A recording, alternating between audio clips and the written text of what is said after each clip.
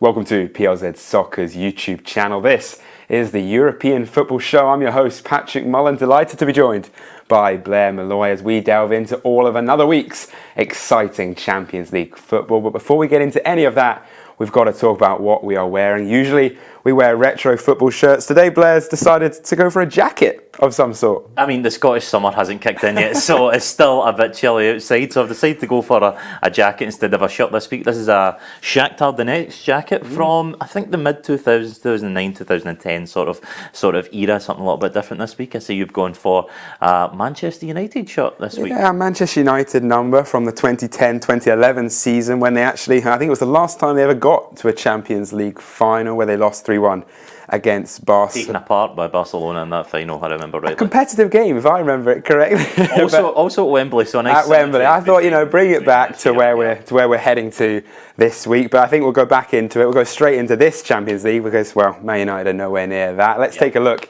at some of the results we've seen this week. We had Manchester City 1, Real Madrid 1, which saw Real Madrid progress after a tense penalty shootout. Bayern Munich defeating Arsenal 1-0. Borussia Dortmund 4-2 in that absolute classic against Atletico Madrid. And Barcelona 1, PSG 4. Blair, we made some predictions before this round of fixtures, and I think all of them might have been wrong. Yes, I'm quite happy to say that I think I got every single team wrong. So what do I know? I thought it was going to be the other four that would go through. But again, some quite incredible games to round off the best quarter-final I can remember in many a year. And if we start off with Man City, Real Madrid, it was a very interesting game because I don't know what else Man City could have done. Like they played absolutely incredibly, and they just couldn't find that breakthrough. That defence from Real Madrid, chance after chance. We were talking about it, we were watching it there, Jack Grealish, Kevin De Bruyne could have scored 2, if not 3 each. But the defence, they just kept them out the entire game, and fair play, they were thoroughly deserving of their place in the semi-finals. It was such a typical Real Madrid performance. How many times have we seen them do this in this competition, where they had that 1-0 lead, and obviously Kevin De Bruyne scores an excellent finish as well, and you just thought the chances Man City had, Kevin De Bruyne himself has a golden opportunity just after he scores, and 9 times out of 10 he would bury that. But Real Madrid, they were just sitting in, and the longer it went on without Man City finding that breakthrough, you just knew it was coming. It was a Carlo Ancelotti masterpiece. You have to say, let's go for it early, let's see if we can get a goal, and then we are confident of what we've got, and they got that early goal through Rodrigo. Yeah, I mean, they took the best possible start, and once they had that goal, they were just going to sit in. They were just going to defend that lead. And I'll be honest, I thought Real Madrid, they might not have scored the other night. I thought Kyle Walker coming back, I thought Kyle Walker did an excellent job on Vinicius Junior. There's one in particular in the second half, I think it may be an extra time actually, where he just shepherds him out, and Vinicius Junior came off right after that. I think that really summed up Kyle Walker's game. I thought he played really well, but yep, Real Madrid, they just done a job on Man City, and they became experts at getting to the last stage of this competition. I think one man we have to talk about, seems to talk about him every single round of this competition, Jude Bellingham. That little touch just bringing it down, he looks like he's going to control it, just almost flicks it with the outside of his foot. He is up there with one of the top talents, if not the top talent in the world right now. Yeah, that touch was absolutely spectacular. This is the kind of touch you dream of. And I think listening to him after the game, where he was on the TV, he was sitting with the presenters getting interviewed, the maturity from a 20-year-old, it's unbelievable. He was talking about the responsibility of being a Real Madrid player and really just taking the weight of the shirt, and his trajectory could go anywhere. I just don't see... There just doesn't seem to be a kind of an end point for Jude Bellingham. You think if you're 20 years old and you're playing in the Champions League, I think whatever he was doing, if he came off on the bench, we'd be like, wow, fair play to Jude Bellingham. This guy is controlling games. Yeah, he's a for Real Madrid, one of the biggest teams in the world, at the age of 20. Yep. He is taking that number 5 shirt on his back, taking it over from Zidane. A lot of talk at the beginning of the season. Could he live up to those expectations? And I think this season he's really proven it in an expert Real Madrid side. Obviously known now back-to-back Champions League for Manchester City. Let's hear what Pep Guardiola had to say after the game.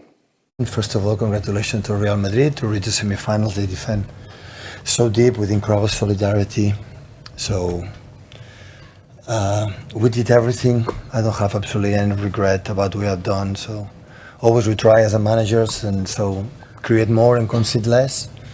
in every single game because we believe that that helps to be close to win, and we did everything. So defensively, offensively, they make a good goal. So 1, 2, 3 or 4 transition, but it is normal in that level and the quality they have. But we play exceptional in all departments.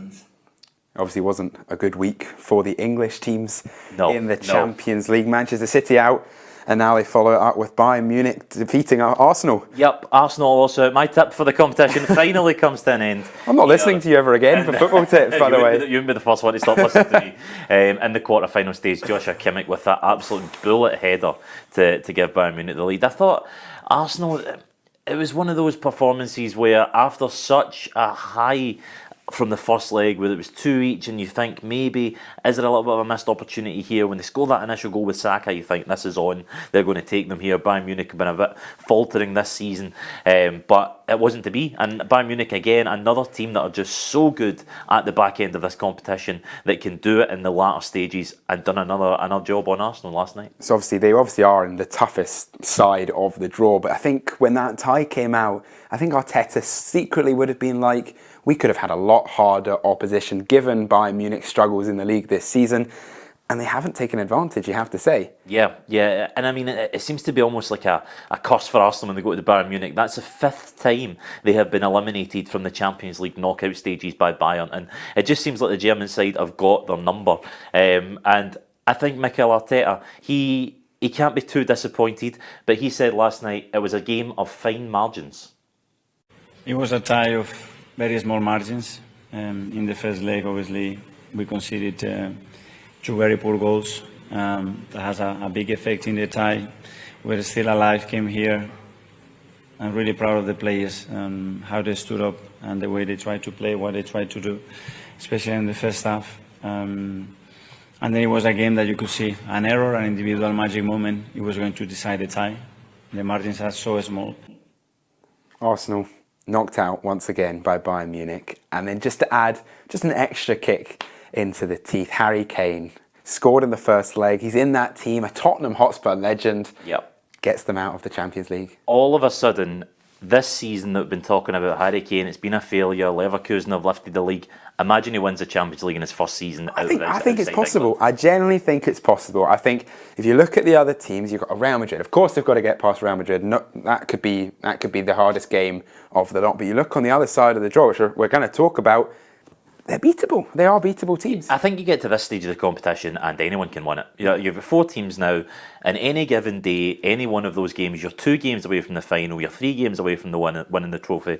I think every team will fancy their chances, and Bayern Munich, with the amount of sheer winners that are in that squad already, and like you said, Harry Kane on fire in the league, can he propel them up to that final? It wouldn't surprise me. One team who have been desperate to win the Champions League in recent years is PSG. In my opinion, that was the tie of the week, tie of the quarter-finals.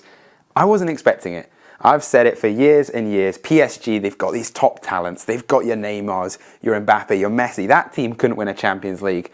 Never in a million years did I think that this season they might have a chance, but I think this could be their best chance in years. Yeah, I think the other night was a bit of a revenge from that, what they call in Spain, the La Remontada, which was the 2017 when they were the last 16. Yeah. They went 4-0 down Barcelona in the Parc des Princes and came back and won 6-1 in that famous game in the Nou Camp. And that really seemed to sum up PSG for a long time.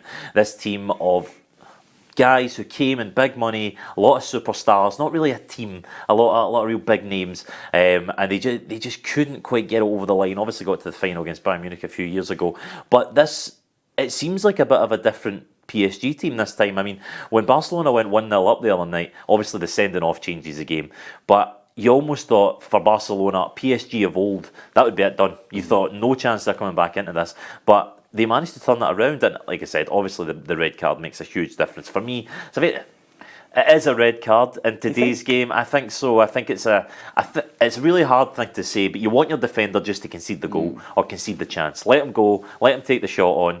If he scores, he scores. You've still got 11 men on the park, but instinct kicks in and he takes them down. This was a game, in my opinion, of 2 red cards. Yes, the red card in the first half of Barcelona, it was tough. It killed them on the park. But for me, to lose your manager in a Champions League quarter-final, to not, if he gets sent off before the game and you've got the infrastructure, you can talk down to the bench.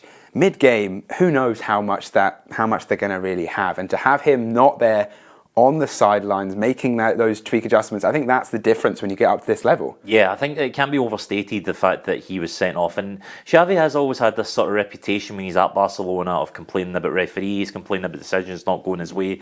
And I think that was just that coming together of him leaving at the end of the season, maybe a little a boiling point, just tipping over the edge where he thought everything was just going against him. And like you said, not having that calming influence or that influence on the sideline could have been really detrimental to them. One guy who was loving life the other night, Ousmane Dembele, Yes.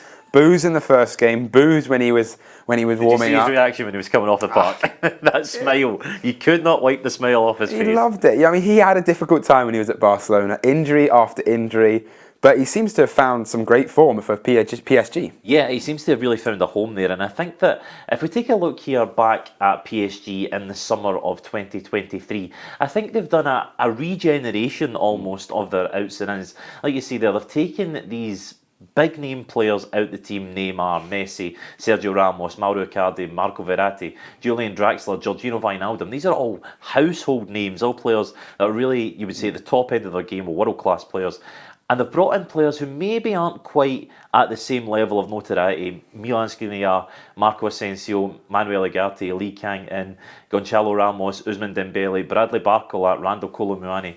I mean, these are all guys, as well as more, there's just a few selected we've put on the screen there, as well as others who they're building more of a team now and not just a team of individuals. I think Ousmane Dembele maybe sums up that. Obviously, when he went to Barcelona for the first time, he was branded as a superstar and it didn't really work out for him. So I think PSG maybe took a chance on him, not being at the very top of his game, and coming back, he's proven them right. I think they're almost planning for the future. I mean, Mbappe said after the game, they asked him, if you win the Champions League here at PSG, does that mean you might stay? You might change your opinion? He says he's leaving in the summer.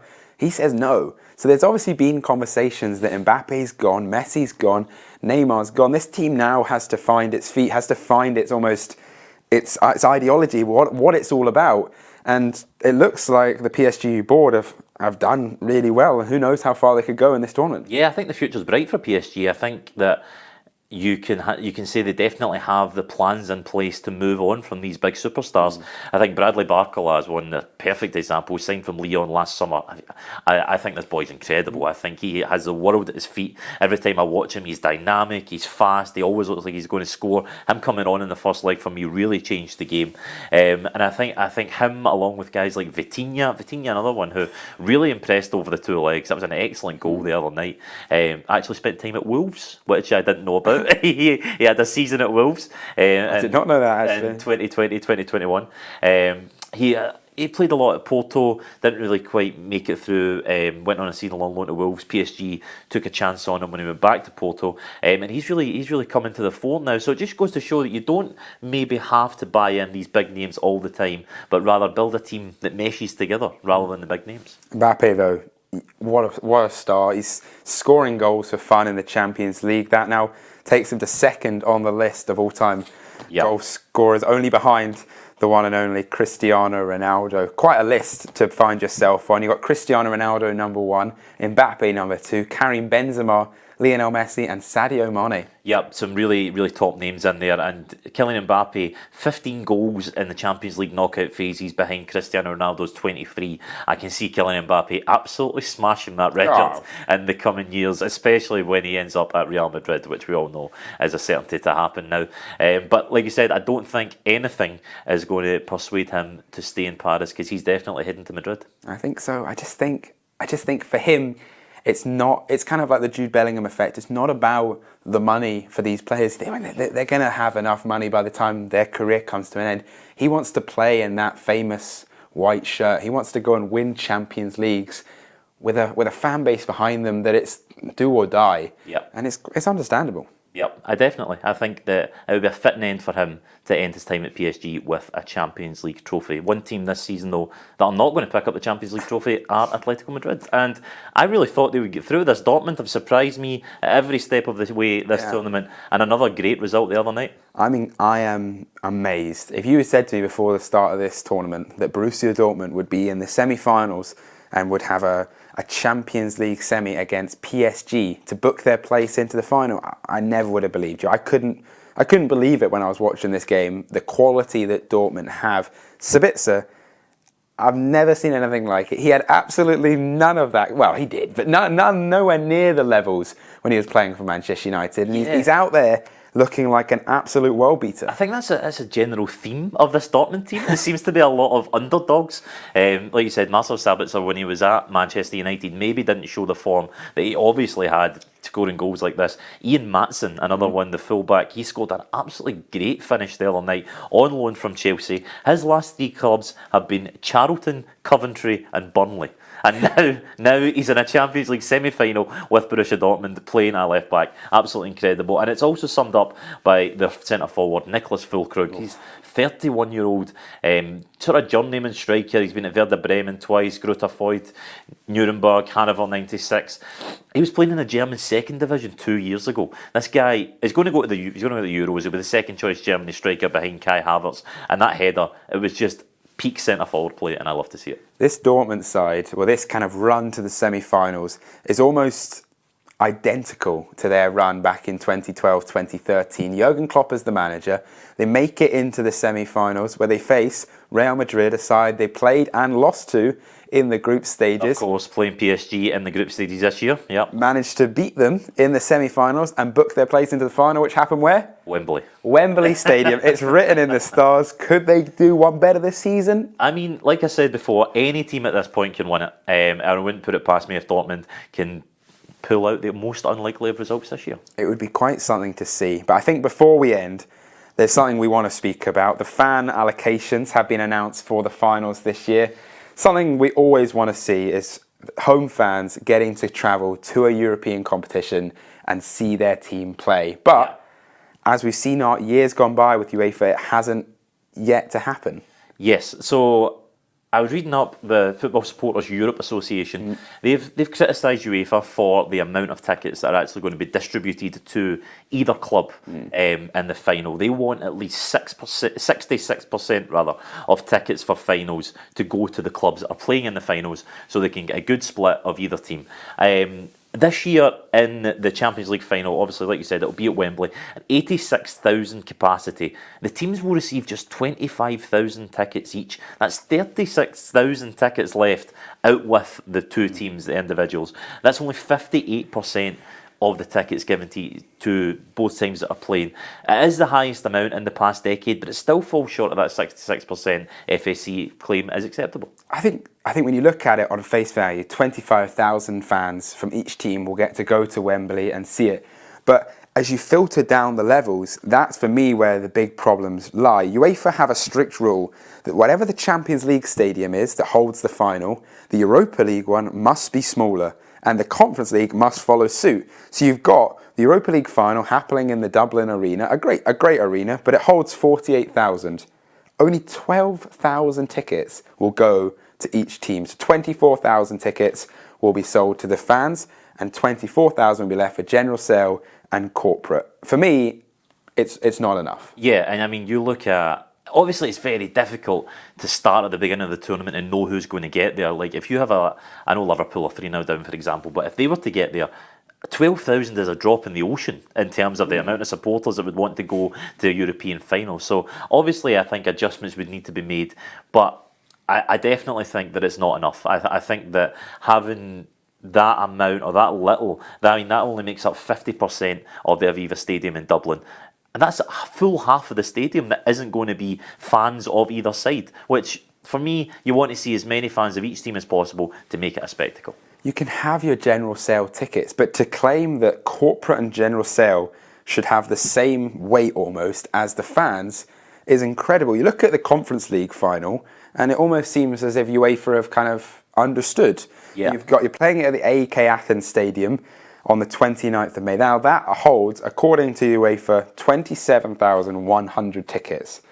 This is the highest ever that UEFA have given the amount of fans in a European final. 66%. Yep. So each team will only receive 9,000. You look at Look at Aston Villa. They could make the Conference League final. Aston Villa, yeah, we don't want to take 30,000 people over there, you know. But why? Why are you saying that it has to be a smaller venue? Yeah. I understand that you would think that the teams have a lower amount of fans, but put at least a bit of a higher than a 27,000 stadium, have a 50,000, a 60,000, and let football is about the fans. Let the most amount of fans go to the games that is safe and is able to hold. Yep, I completely agree. I mean, if UEFA want to make the Conference League and indeed the Europa League really prestige tournaments that are right up there with the Champions League that get the same level of interest, then they have to be given the same platform. If you get big teams, like of an Aston Villa, who could make it to the Conference League final, give them a 50, 60,000 capacity stadium, I guarantee they would fill their end. No, I definitely do not think we are the only people that have this opinion. Let us know in the comments how you feel about this. Do you think it should be an equal split, that all the tickets should go to the fans, or do you understand that there should be some corporate and general sale? We'll be back for the semi-finals of the Champions League very soon. Thank you for joining us on PLZ Soccer's YouTube channel, and we'll be back very soon.